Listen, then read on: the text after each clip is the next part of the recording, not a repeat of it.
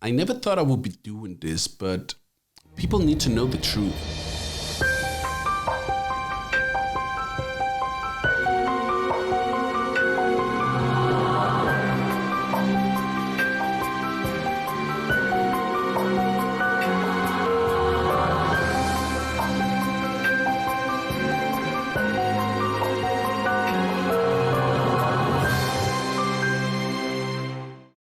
Are we rolling? Cool. Look, honestly, I'm really glad we're doing this. I think it's really important, and I need to tell myself... Wait a minute. I need to get this. Hello, who's this? Oh, hey, what's up, man? What are you talking about? Are you insane? Look, no, listen. If they want Michael Novak, they're gonna have to pay for it. I'm talking 10 grand at least. It's a fair deal. I'm coming out there, I'm doing 20 minutes. It's a bargain for that price. But, listen, just make it happen. Sorry about that. I just hired a new agent. And it's so hard to find decent working people nowadays.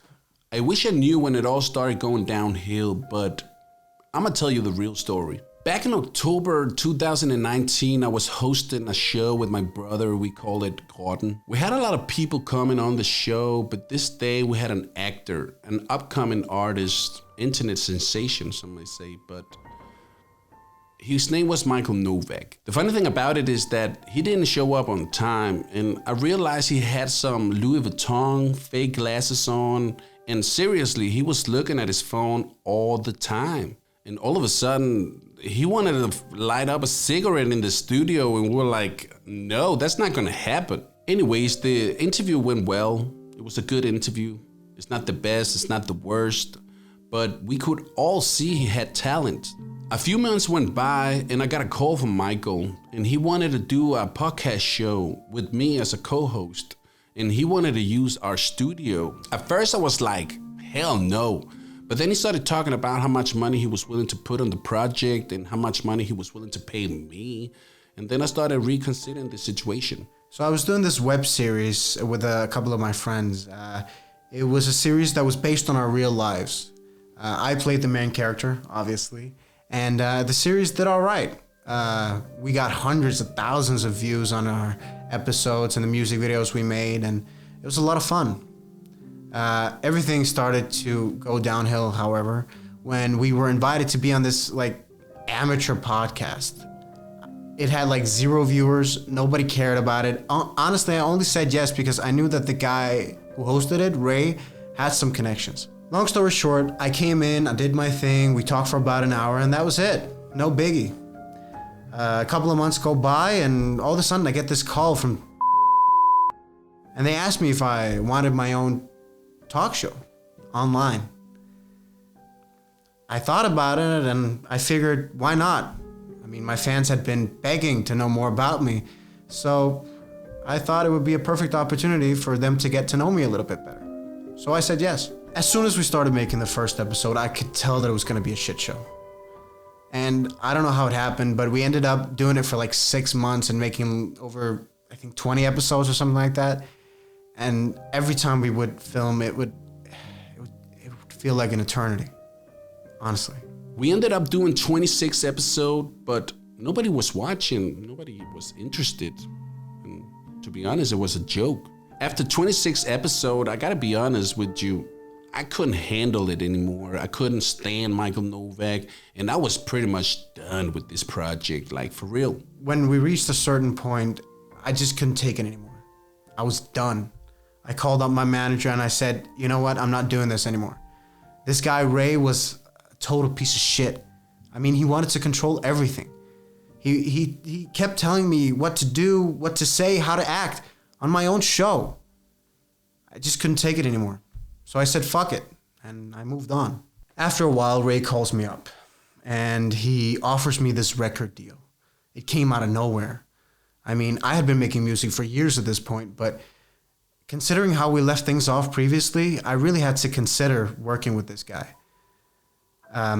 Initially, I said no, but he kept calling me and begging me to do it. And so I ended up agreeing. And honestly, I thought it could be a new beginning, a fresh start for the both of us. So we started making music together. A few months later, when I was done doing the podcast show with Michael Novak, I got a call from his manager, and he asked me if I wanted to sign him to my record company. But I was like, I don't think so. But then he said he could offer me 100 G's per song. So I got bills to pay, to be honest. So I said yes. So I ended up signing him to my record company, Map Productions, and this is actually when it started going downhill for real.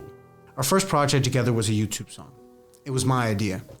I went at home and I wrote the lyrics, 3 verses and a perfect chorus. I said to Ray if he could just be in control of the mix and the master and put everything together, then I would do the rest. When I showed him the lyrics, I could feel the tension. He started to get jealous very fast. It didn't take long for him to start begging me to feature on the song. I mean, initially I said to him, okay, Ray, you can do the chorus, but it wasn't enough.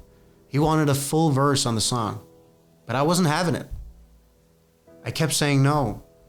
He kept begging, he tried everything, but I wasn't having it. We recorded the song and Ray featured on the chorus, and that was it. And I suppose things went all right, but what I didn't know was that he had plans to screw me. When I went home and it was time for Ray to put everything together, he deleted my entire 3rd verse and recorded a new one with himself instead. He even published it without my knowledge. I mean, I was fucking furious. I even tried to sue him, but because I was signed to his record label, I couldn't do it legally. I mean, that shit almost ended our partnership right then and there. So our first project was a hell experience for me. He didn't know what he was doing in the studio, but he knew he wanted to make a YouTube song, so he asked me to write a song about it, and he told me to make the beat.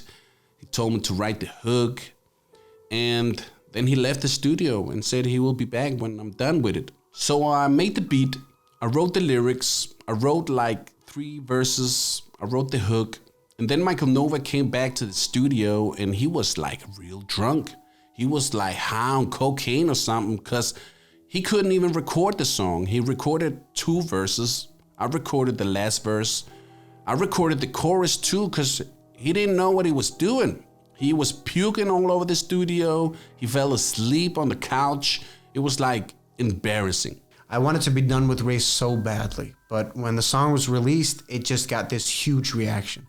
Tons of views, tons of fan letters, tons of love. And I don't know, I guess I had to admit to myself that working with Ray really worked. And I could feel that he sensed it too. Yeah, the track did okay, but I guess nobody was listening. And I guess nobody cared. A while later, Michael called me and said he wanted to make more music with me. And I was like, as long as he's paying, I'm gonna do it. And I had a good time, so why not? After our first song basically went viral, I knew that we had to continue. I immediately got the idea for song number 2, still working. That song to date is still our most popular one. And everything went great this time. I mean, I made the beat and I wrote the lyrics, and Ray did the mix and the master and the producing and sang on the chorus. And everything went great. For Still Working, I had to make an Afro beat. I had to write some lyrics. I had to make a hook again. And it was pretty much the same process as the first song we ever did. Unfortunately, Michael didn't have any talent when it comes to music, but with all the experience I've had over the years, I knew I could make it happen. This time we had a lot of fun in the studio making this song, and I'm pretty sure Michael and we were both flying high at this point. Long story short, we ended up doing another song, and then another song, and then another song, and then around the 5th song, that's when shit went down. Our 5th song, yes, the friendship song. Such a great piece of work. Amazing lyrics by me, obviously. Amazing cinematography on the music video by me, obviously. But I soon realized that I needed to get out before things escalated. I mean, Ray was starting to get a little bit mad and to go a little bit crazy because of the success. I just knew I had to get out. Well, Michael had become a piece of shit. All the songs we did were pretty decent, but I guess the success got to his head because he started getting drunk all the time. He was doing all kinds of drugs. And I guess he just became a narcissist prick to everybody. I still don't know how he ended up fucking up so much.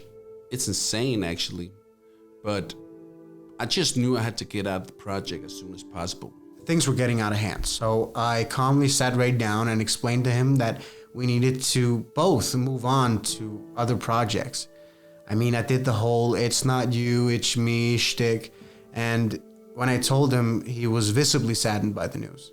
When I say visibly saddened, I mean he was crying his eyes out. It was kind of hard to watch, but luckily, in the end, he understood, and that's how we left things off. Getting out wasn't easy. When I told Michael I was done with the project, he started screaming at me. He was yelling and threatening me, so I had to get a bodyguard to protect me 24/7. This guy's insane, and that's why I'm doing this. I'm doing this to tell the whole world that this guy is crazy. I'm sure Ray and I will work together again in the future, but before that happens, he needs to really get off his power trip. It's become way too much. Watch out for Ray Castro. He's crazy. Watch out for Michael Novak, because he's crazy.